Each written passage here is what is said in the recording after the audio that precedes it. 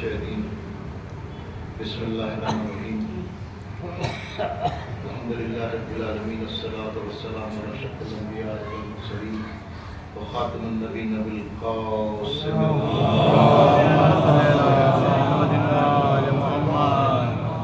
وآله الطيبين الطاهرين المعصومين المظلومين المنتجبين المنتخبين ولعنة الله على أعدائهم أجمعين من الآن إلى قيام يوم الدين أما بعد قد قال الله تبارك وتعالى في كتابه المبين وأصدق الصادقين وقوله الحق بسم الله الرحمن الرحيم يا أيها الذين حادوا إن زعمتم أنكم أولياء لله من دون الناس فتمنوا الموت إن كنتم صادقين. صلوات بھیجیں اللهم صل على محمد وعلى محمد. سورہ جمعہ،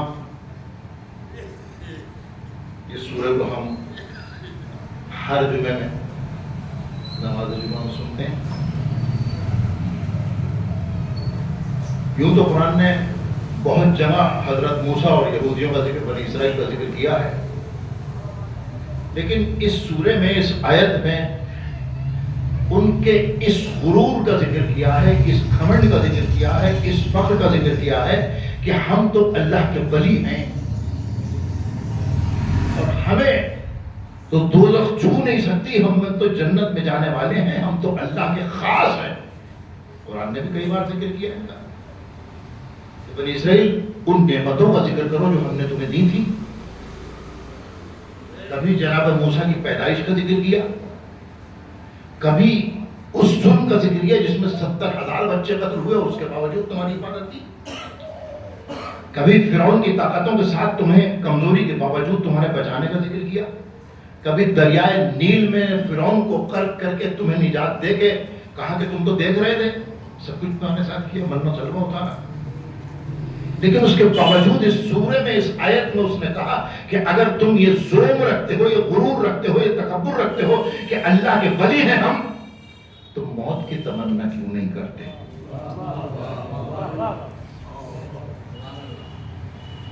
اس لیے کہ اگر دوست ہے تمہارا اللہ تو پھر اس سے ملاقات کی تمنا کیوں نہیں ہے تمہیں؟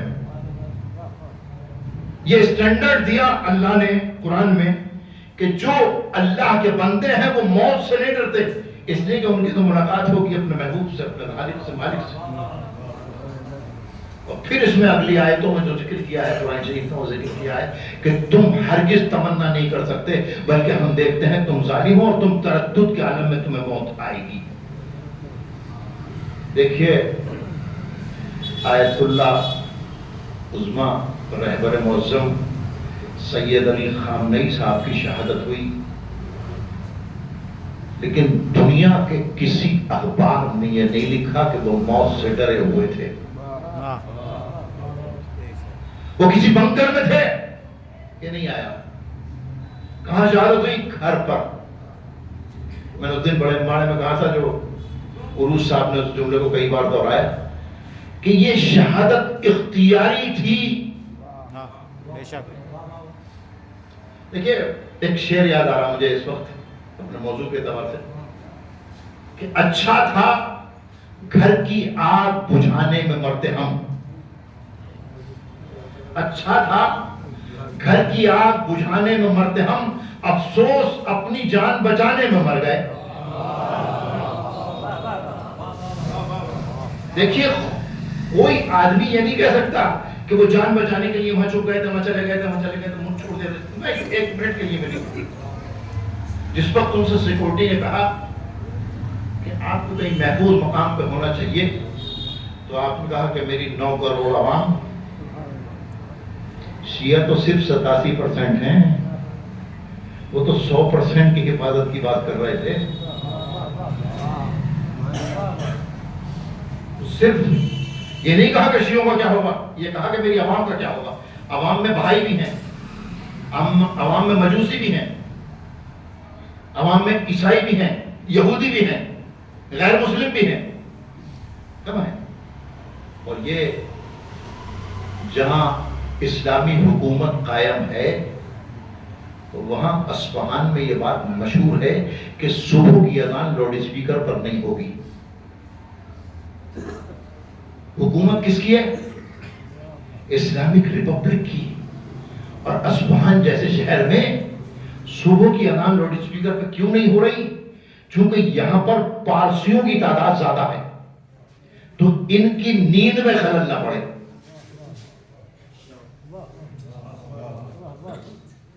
یہ بے وجہ میں نہیں ہے اتنا جوش و بلبلہ ایران میں. یہ جو میڈیا کہہ رہا تھا نا جو بڑی مخالفت ہے بڑی، کیونکہ میں تو وہاں گیا ہوں اور میں نے دیکھا ہے. دیکھیے مذہب کی پہچان پریشانی میں ہوتی ہے، آسانی میں نہیں ہوتی. آسانی میں تو اگر افطار ہے تو سب موجود ہیں، اتنی تعداد ہوتی ہے کہ مسجد میں جگہ نہیں ہوتی، سیدھے سیدھی بات ہے. لیکن جس وقت برفباری ہوتی ہے تب بھی امام رضا علیہ السلام کے روضے پر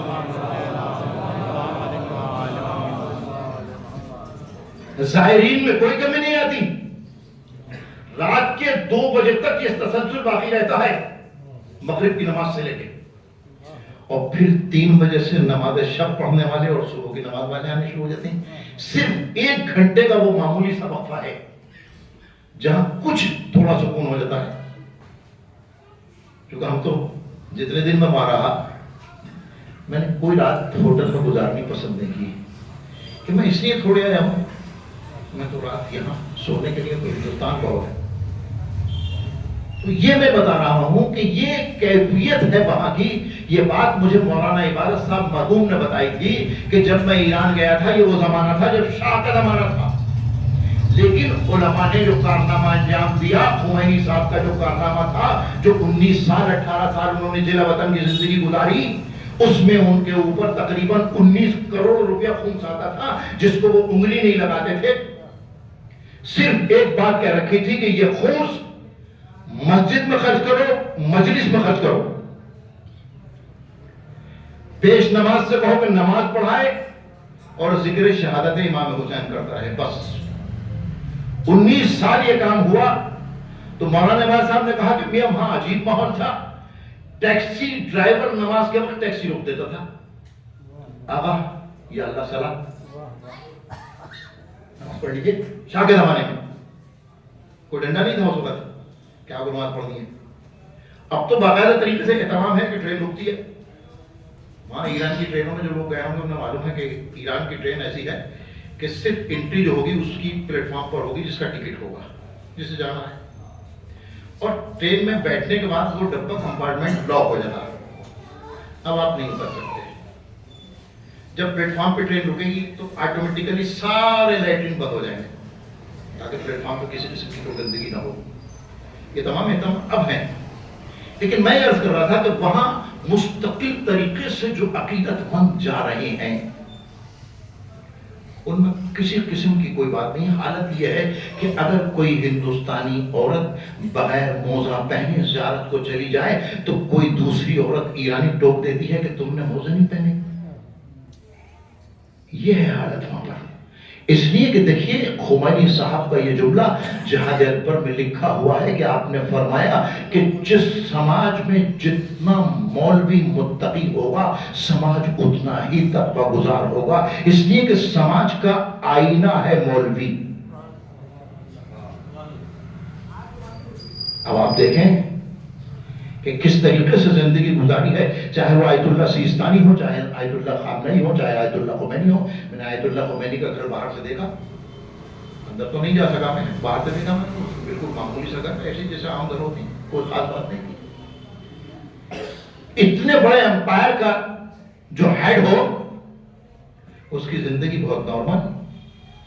اب چونکہ رمضان ہے تو یہ بات بھی کہتا چلوں کہ یہ بات بہت مشہور ہو گئی ہے کہ حضرت علی جو کی روٹی کھاتے تھے، وہ سوکھے جو کے ستو کھاتے تھے. یہ روایتیں کوفے کی ہیں، کوفے کی.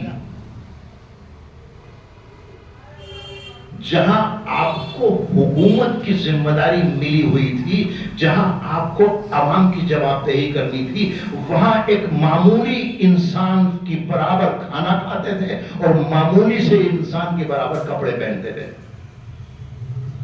لیکن روایت آپ نے سنی ہے گوبند نہیں پڑھوا کہ کمبر کو قیمتی لباس دلوایا اور خود سستا لباس خریدا. کمبر نے کہا کہ آپ کو یہ پہننا چاہیے, کہ نہیں تم جوان ہو تمہیں یہ پہننا چاہیے,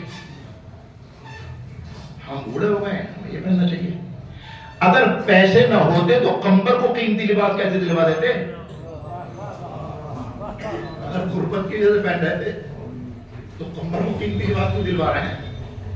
یا کوئی روایت آپ نے کہیں کسی معمولی سے معمولی, کسی متعصب, کسی دشمن اہل بیت مورخ کی روایت آپ نے سنی ہو کہ امام حسن اور حضرت علی کے تعلقات اچھے نہیں تھے, ان کا دسترخوان سجا ہوا ہے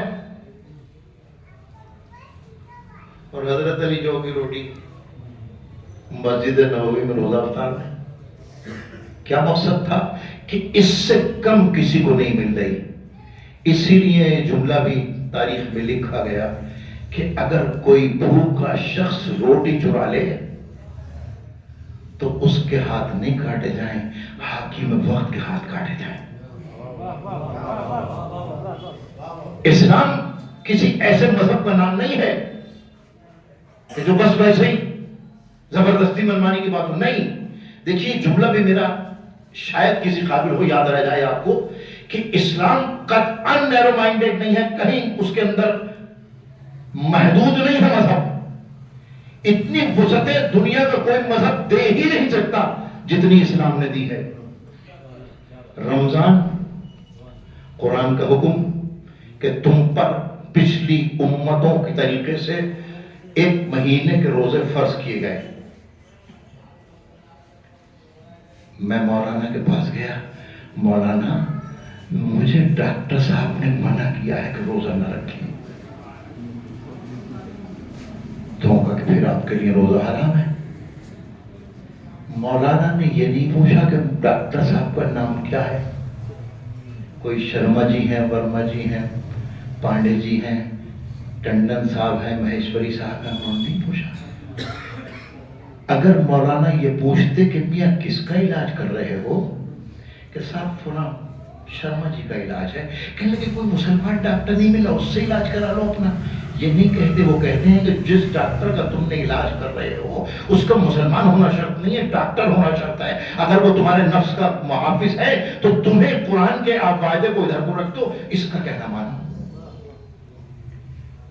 ورنہ اگر کوئی تعصبی مذہب ہوتا تو کہہ دیتا کہ بھئی ڈاکٹر بدل اپنے دکھاؤ گے نہیں, کیوں جا رہا ہوں نہیں.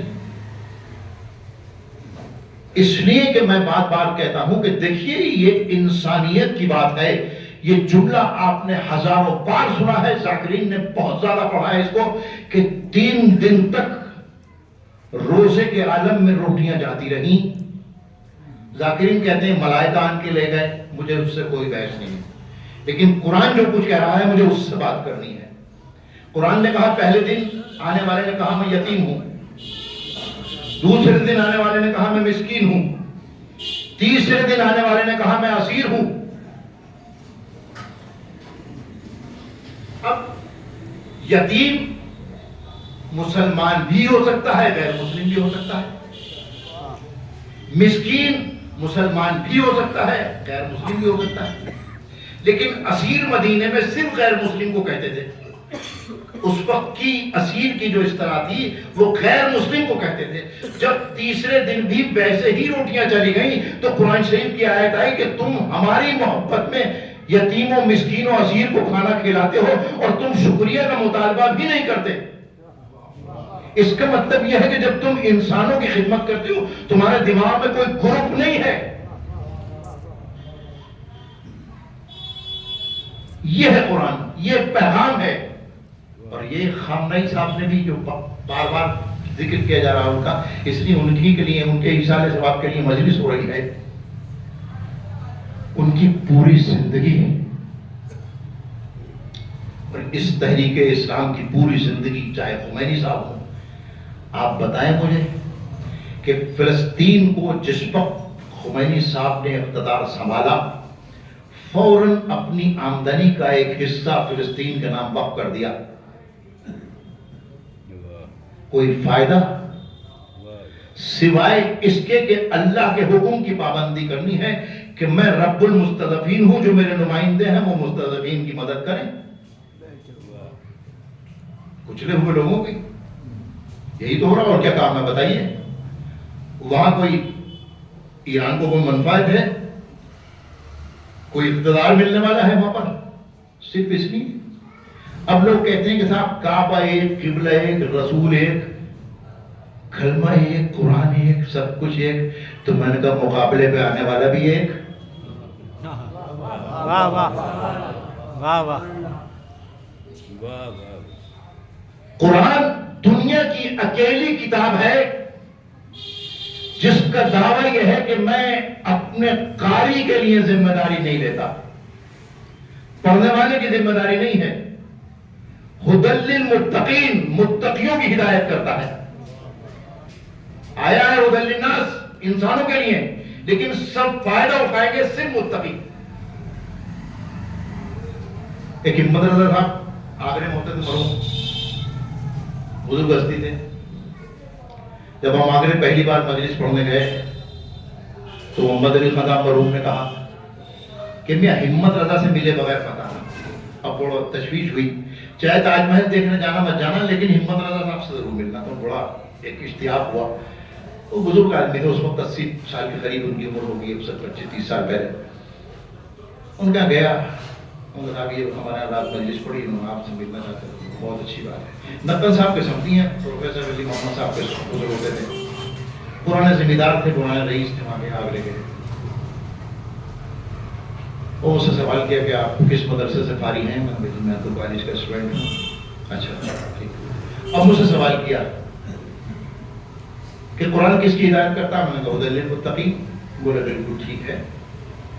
اور یہ قرآن کے آسمانی ہونے کی دلیل ہے کہ اس نے یہ کہا کہ ہر پڑھنے والے کو فائدہ نہیں پہنچے گا، بلکہ فائدہ اسے پہنچے گا جو اللہ سے خوف رکھتا ہوگا، خشیت اللہ رکھتا ہوگا. یہ قرآن کا دعویٰ ہے. اب آپ مجھے حیرانی اس بات پر ہے کہ جن کی زبان عربی ہے وہ 56 ملک قرآن پڑھ رہے ہیں، لیکن یہودیوں کے طریقے سے مرنے سے ڈر رہے ہیں. یہی تو آیت ہے. فتمنوا الموت، کیوں نہیں کرتے موت کی تمنا؟ اگر اللہ والے ہو تو خانہ کعبہ کا امام، وہ بھی کسی کا ملازم، مسجد نبوی کا امام، وہ بھی کسی کا ملازم. قرآن سے کوئی دلچسپی نہیں. بس یہی بات ہے کہ قرآن کو سمجھ کے پڑھنا اور ہے، قرآن کو صرف پڑھنا اور ہے. یہ خامنئی صاحب اور یہ پوری تنظیم تھی جو خمینی صاحب کو اللہ نے عطا کی تھی. ہزاروں کی تعداد میں تھے. یہ ڈاکٹرز بھی تھے، یہ فلاسفر بھی تھے، یہ دنیا کی بہت قیمتی شخصیتیں حضرت خمینی کو انقلاب کے بعد ملی ہیں، جس میں علی شریعتی کا نام بھی بہت بڑا نام ہے، جس نے انقلاب کو بہت سینچا ہے. اور میں ایک بے وزار طالب علم کی حیثیت سے کہنا چاہتا ہوں کہ علماء کے دروازے تک عوام کو پہنچانا شریعتی کا کام تھا. اتنے سب لوگ تھے اور انہوں نے سب کچھ کیا. کیوں کیا؟ کیونکہ انہوں نے قرآن کو اپنی کتاب مانا اور یقین رکھا. میرا دل چاہتا ہے کہ ہمارے بارے میں جو غیر مسلم کمنٹ کرتے ہیں وہ آپ کو سنا دوں. وہ شیعوں سے کوئی مقابلہ نہیں کر سکتا. ایک نے کہا کہ شیعوں سے کوئی مقابلہ نہیں کرتا. یہ اپنے عزت کے آسمان پہ 2 پروں سے اڑ رہے ہیں. ایک پر ان کا کربلا ہے اور ایک پر ان کا امام مہدی ہے.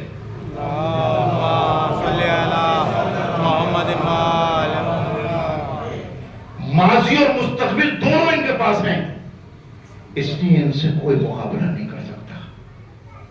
ایک اور فلسفی نے ہمارا مذاق اڑایا ایک جملے میں کہ ہندوستان میں ایک ایسی قوم بھی رہتی ہے جو اپنے رہبر کو آٹے میں لپیٹ کے پرچہ دریا میں ڈال دیتی ہے کہ یہ انہیں پہنچ گیا ہوگا. عجب عقل ہے اس قوم کی. لیکن اگلا جملہ بڑا عجیب تھا کہ لیکن یہ قوم ایک دن دنیا پر حکمراں ہوگی، کیونکہ ہر سونے والا بچہ یہ سوچتا ہے کہ صبح کو ظہور ہو جائے گا. یقین کے ساتھ سوتے ہیں کہ ایک نہ ایک دن ہمارا پوری دنیا میں حکمراں ہمارا آنے والا ہے. تو یہ سلسلہ ہے ایک جو قربانیوں سے عبارت ہے، اور بغیر قربانی کے کسی کو عزت نہیں ملی. اور یہ جملہ آسانی سے پہنچا دوں آپ کو کہ مرے بغیر جنت نہیں ملتی. جنت کے لیے مرنا پڑتا ہے. آپ نے ابھی مرثیہ سنا امام عالی مقام کا؟ کیا کوئی تصور کر سکتا ہے کہ امام عالی مقام کہتے کچھ تھے کرتے کچھ تھے؟ رات کو سب کو خیمے میں جمع کیا اور کہا کہ مجھے تم پر ناز و فخر ہے. ایسے ساتھی جیسے مجھے ملے تاریخ میں کسی کو نہیں ملے. نہ میرے بھائی کو ملے، نہ بابا کو ملے، نہ نانا کو ملے. مجھے تم پہ فخر ہے. لیکن یزیدی لشکر کو صرف حسین کا سر درکار ہے. میں تمہارے سروں سے بیعت کا بوجھ اٹھائے لیتا ہوں. جس کا جی چاہے جدھر چاہے چلا جائے. سسکیوں کی آوازیں بلند ہوئی لیکن سب خاموش بیٹھے رہے. آپ نے کہا کہ تمہیں شاید دنیا سے شرم آ رہی ہو، میں تمہاری شفاعت کا وعدہ کرتا ہوں. میں تمہاری شفاعت کروں گا، تمہارے بغیر جنت میں نہیں جاؤں گا. جاؤ چلے جاؤ. امتحان بہت شدید ہو گیا لیکن بات یہی نہیں رکی کہ شاید تمہیں دنیا والوں سے شرم آ رہی ہو تو جاؤ کسی میرے رشتہ دار کا ہاتھ پکڑو اور چلے جاؤ کہ ہم حسین کے بھانجے بھتیجے کو بچا کے لائے ہیں تاکہ دنیا میں تمہاری رسوائی نہ ہو. چلے جاؤ. کوئی نہیں گیا. آپ نے چراغ خیمہ گل کیا اور کہا کہ اب جس کا دل چاہے چلا جائے. اب برداشت کی حد گزر چکی. سب سے پہلے قربان بنی ہاشم کھڑے ہوئے. آپ کے بعد ایک لمحہ زندہ رہنا چاہتے. زہیرین کھڑے ہوئے کہ مولا امتحان کی بھی کوئی حد ہوتی ہے. اگر آپ حکم دیں تو اپنی تلوار سے اپنے گردن کاٹ دیں. کسی نے کھڑے ہو کے کہا کہ اگر آپ کی نصرت میں 70 بار قتل کیا جاؤں اور پھر مجھ سے خالق موت و حیات پوچھے کہ اگر زندگی دوں تو تجھے کیا تمنا ہوگی تو میں آپ کی نصرت میں پھر قتل ہونے کی تمنا کروں گا. کسی نے کھڑے ہو کے کہا کہ اگر مجھے قتل کر دیا جائے، میری لاش کے ٹکڑے ٹکڑے کر دیے جائیں اور ان ٹکڑوں کو آگ میں جلا دیا جائے اور اس آگ کو خاک کو منتقل کر دیا جائے ہوا میں، اور پھر خالق موت و حیات مجھ سے پوچھے ان خاک کے ذروں کو اکٹھا کر کے کہ تیری کوئی تمنا ہے تو میں آپ کی نصرت میں جان دینے کی تمنا لے کے زندہ ہوں. اس کے بعد آپ نے سب کو بشارت دی، کل تم بھی شہید ہو گئے، کل تم بھی شہید ہو گئے. ایک 13 سال کا بچہ بار بار کبھی ادھر کبھی ادھر چچا کے سامنے بار بار جاتا. امو میرا نام دفتر شہادت نہیں ہے. امام عالی مقام نے اپنے بھائی کی نشانی کو قریب بلایا. بیٹے موت کو کیا سمجھتے ہو؟ آپ نے کہا شہد سے زیادہ شیریں. یہ حق کی موت کا ذائقہ بتایا جناب قاسم نے. آپ نے کہا کہ بیٹا کل کو تمہارا بھائی اصغر بھی شہید ہوگا. بس یہ سننا تھا کہ قاسم بے چین ہو گئے. ایک بار کہا چچا کیا اشکیا خیمے میں گھس جائیں گے؟ کہا کہ بیٹا میری زندگی میں تو نہیں ہوگا لیکن ہاں میرے مرنے کے بعد خیموں میں آگ لگائی جائے گی. اور یہ آپ سنیں یہ رات گزری. بس چند لمحے میرے ساتھ چلیں اس لیے کہ میں نے ایک سوال کیا تھا کہ کیا امام حسین کہتے کچھ ہیں کرتے کچھ ہیں. صبح ہوئی، آج حکم ہوا کہ علی اکبر تم گلدستہ اذان پہ اذان کرو.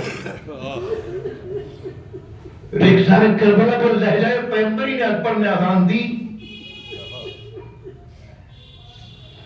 صبح کی جماعت کا اہتمام ہوا، امام نے نماز تمام کی، ادھر دنیا کا بے غیرت ترین انسان پسر سعد اپنے خیمے سے نکلا، گھوڑے پہ سوار ہوا اور یزیدی فوجیوں کو گواہ کر کے کہا کہ یزیدی فوجیوں گواہ ہے نا کہ پہلا تیر فرزند رسول کی طرف میرا ہے۔ یہ پہلا تیر مسلح امام حسین پر آ کے گرا۔ آپ نوازی بھیا پیام جنگ آ گیا، بس مقتل نے یہ جملہ لکھا۔ اس کے بعد مقتل نے لکھا کہ 10,000 کمانیں کڑکی اور 10,000 تیروں کا سیلاب مختصر سے خیموں کی طرف چلا، لیکن اسی اسنا میں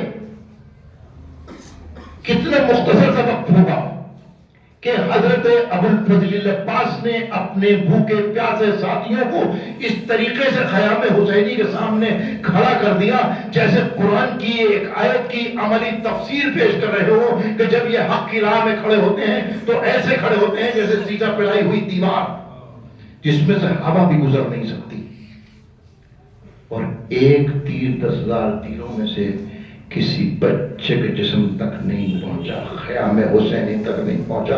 میں ان کی فداکاری و وفاداری کو سلام کروں۔ اس کے بعد ان بھوکے پیاسوں نے حضرت عباس کے اشارے پر ایک ایسا حملہ کیا کہ یزیدی لشکر کی سب درم برم ہو گئی، سب پریشان ہو گئے کہ یہ بھوکے پیاسے کس طریقے سے، بس سمجھ لیں آپ کہ جنہیں موت کی پرواہ نہیں ہوتی وہ ایسے ہی لڑتے ہیں جیسے آج لڑ رہے ہیں۔ وہ منظم لشکر تباہ ہو گیا، سب درم برم ہو گئی۔ پھر پسر سعد گھبرایا، اس نے اپنے آزودہ کار سرداروں کو بلایا کہ بتاؤ کیا کریں۔ کہنے لگے ایک ایک کر کے بلا لو، کھیل کھیل کے مار دیں گے، اجتماعی حملہ کامیاب نہیں ہو سکا۔ اور پھر وہ سلسلہ شروع ہوا۔ جب امام حسین رات یہ کہہ رہے تھے کہ انہیں صرف میرا سر چاہیے تو دفتر شہادت کھولنے کی ضرورت کیوں پڑی؟ یہ بات صرف اس لیے سنانا چاہتا ہوں کہ رسول رحمت اللہ عالمین کے وارث ہیں، یہ ان کے وارث ہیں، یہ ان کے اخلاق کے وارث ہیں، یہ پیغام دینا چاہتے ہیں کہ جو نانا نے کیا وہی میں کر رہا ہوں۔ نانا نے بھی ان لوگوں نے جنہوں نے پتھر مارے تھے، جنہوں نے گھر سے نکالا تھا، قرآن نے کہا کہ ان سے بدلہ لے لیں، ان پر عذاب نازل کرتے ہیں، آپ نے کہا نہیں، یہ مجھے پہچانتے نہیں ہیں۔ امام حسین، ذمہ داری ہے امام حسین پر کہ ہر یزیدی لشکر کے سپاہی کو یہ بتا دیں کہ میں کون ہوں اور میرے بارے میں رسول نے کیا فرمایا ہے۔ کوئی ایسا نہ ہو جو کہے کہ میں پہچانتا ہی نہیں تھا اس لیے قتل میں شریک ہو گیا۔ اس لیے تمام حجت میں سلسلہ قائم کیا۔ آپ کے سامنے پوری تاریخ مقتل ہے۔ سب سے پہلے حر اور اس کے بیٹے گئے۔ حر یزیدی لشکر کے اس سردار کا نام ہے کہ جسے پوری یزیدی حکومت پہچانتی ہے، اس لیے کہ اس نے اتنا بڑا کارنامہ انجام دیا ہے جو یزیدی لشکر کا کوئی سپاہی، کوئی سردار انجام نہیں دے سکتا تھا۔ امام حسین کے لجام فرض پہ حضرت ابو الفضل عباس کی حاضری اور موجودگی میں لجام فرض پہ ہاتھ ڈال دیا۔ یہ کارنامہ تھا اس کا۔ سب سے پہلے وہ گیا، اس نے تعارف کرایا، اس زمانہ میں جنت کے سردار ہیں، ان کے قتل سے باز آ جاؤ، رسول اللہ کی شفاعت نصیب نہیں ہو سکتی۔ لیکن یہ نام نہاد مسلمان جنہوں دنیا کے چند درہم چاہیے تھے، بالکل آج کے شہنشاہوں کے طریقے سے تلوے چاٹتے رہے حکومت کے، اور شہید ہو گئے۔ اس کے بعد پھر کوفے کے اور ذمہ دار افراد کو بھیجا گیا، جس میں بریر حمدانی جو سید القرا تھے، جنہوں نے ہزاروں مسلمانوں کو قرآن پڑھایا تھا، ان کو بھیجا، انہیں بھی خاک و خون میں رفتہ کر دیا۔ یہاں تک کہ سب اصحاب اور انصار قتل ہو چکے تو پھر بنی ہاشم کی باری آئی۔ لوگ بنی ہاشم کہہ دیتے ہیں لیکن یہ سب آل عمران ہے، جناب ابو طالب کی اولاد ہے اور کوئی نہیں ہے۔ سب سے پہلے آل عمران میں سے یتیمان مسلم کو بھیجا گیا۔ آپ دیکھیں کہ کوفے کے لوگ مسلم کو پہچانتے ہیں، اسی لیے ابھی تو ان کی لاش دارالامارہ پہ ٹنگی ہوئی ہے۔ ان بچوں نے تعارف کرایا. اس کے بعد ایک جاتا رہا, سب کو معلوم تھا. پھر اس کے بعد ہم شکل پیغمبر کو بھیجا گیا تاکہ ان کے کلمے کے دعوے کا امتحان ہو جائے کہ یہ مسلمان ہیں یا نہیں. اس لیے کہ جو کلمہ پڑھتے ہیں حضرت محمد مصطفیٰ صلی اللہ علیہ وسلم کا, وہ ہم شکل پر تیر کیسے چلا دیں گے, کیسے نیزہ مار دیں گے. لیکن جب اکبر بھی خاک و خون بدلتا ہو گئے تو آخری امتحان یزیدی لشکر کا, انسانیت کا امتحان. 6 مہینے کا بچہ جس کی کوئی خطا نہیں ہے, یہ جملہ دل خراش ہے, یہ دل شیر دیتا ہے. جس وقت امام حسین نے یہ جملہ کہا ہے کہ تمہارے ظلم باطل میں اگر حسین خطاگار اور گناہگار ہے تو اس بچے نے تو کوئی خطا نہیں کی ہے. یہ بچہ اس وقت ہمیں یاد کیا تھا, آپ نے کہا تھا کہ کاش میرے شیعہ ہوتے اور دیکھتے کہ میں اصغر کے لیے کیسے پانی مانگ رہا تھا جب میرا بچہ ترازی کر رہا تھا. یہ ترازی ایک اصطلاح ہے, یہ ٹرمالوجی ہے عربی کی. مچھلی کے لیے استعمال ہوتا ہے لفظ کہ جب مچھلی کو پانی سے نکالا جاتا ہے تو وہ تڑپتی ہے, اور جب اس کا سانس رک رک کے آنے لگتا ہے, چونکہ مچھلی کو اللہ نے پانی میں سانس لینے کے لیے پیدا کیا ہے, ہوا میں سانس نہیں لے سکتی. جب اس کا سانس رکنا شروع ہوتا ہے تو وہ ہلکے ہلکے اپنا منہ کھولتی ہے اور بند کرتی ہے. یہ آخری لمحہ ہوتا ہے اس کی زندگی کا. بس امام حسین نے یہ اس طرح استعمال کی, کہا کہ کاش میرے شیعہ میرے دوست ہوتے اور دیکھتے کہ میں اپنے بچے کے لیے کیسے پانی مانگ رہا تھا. لیکن اس بچے کو بھی تیر سے شہید کر دیا گیا. اب امام حسین رحمت للعالمین کے وارث ہیں, لیکن اب امتحان آخر ہو گیا, کامیابی پوری مل چکی کہ اب ان کا امتحان ہو چکا. نہ یہ مسلمان کہنے کے لائق ہیں, نہ یہ انسان کہنے کے لائق ہیں. اب ذوالفقار حیدری نکلی, اور پھر یہ میری تلوار سے قتل ہو کے جہنم میں چلے جائیں یا مجھے خاک و خون میں غلطہ کر کے. بس یہی پیغام ہے امام حسین کا کہ ہماری زندگی ہماری نہیں ہے, جان دی ہوئی اسی کی تھی. حق تو یہ ہے کہ حق ادا نہ ہوا. امام عالی مقام نے قربانی دی, اور جیسے امام عالی مقام نے اختیاری شہادت اختیار کی, سامنے ان کے مرحلہ تھا, گنجائش تھی. اگر آپ یزید کی بیعت کر دیں تو آپ سے کوئی تعرض نہیں ہوگا. ادھر خامنئی صاحب کے بھی سامنے تھا کہ اگر آپ ہمارا کہنا مان لیں تو کوئی بمباری ہونے والی نہیں ہے. لیکن چونکہ ظالم کے خلاف, ظالم کے سامنے جھکنا نہیں ہے, یہ ہمارا مشن ہے. موت ہماری زندگی کی آخری منزل ہے, اس کے علاوہ تو کچھ ہو ہی نہیں سکتا. تو کیوں نہ سرخ موت لے لی جائے, کیوں نہ شہادت کی وہ دعائیں قبول کرنے کا وقت آ جائے. میرا دل بے چین ہوتا ہے کہ اس شخص نے کس طریقے سے اختیاری شہادت اختیار کی ہے, کہ کسی بنکر میں جا کے نہیں چھپے, کہیں فوجی چھاؤنی میں نہیں تھے, بلکہ وہیں تھے جہاں عوام تھی. اور آپ شہید ہو گئے, آپ کا خاندان شہید ہو گیا, لیکن آپ شہید تو ہو گئے, لیکن قوم کے جوانوں میں اور انسانوں میں اور مظلوموں میں جو طاقت آپ پھونک کے گئے ہیں وہ زبردست ہے. وہ انقلاب برپا ضرور کرے گی.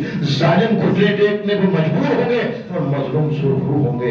بس آخری لمحے امام عالی مقام اصغر کو سپرد خاک کرنے کے بعد خیمے میں آتے ہیں, آخری لباس پہنتے ہیں. بہن زینب, اب میں رخصت طلب ہوں, اب تم سب کو ایک بار سلام کرنا چاہتا ہوں, بس میں اپنے بیٹے سے ملاقات کر لوں.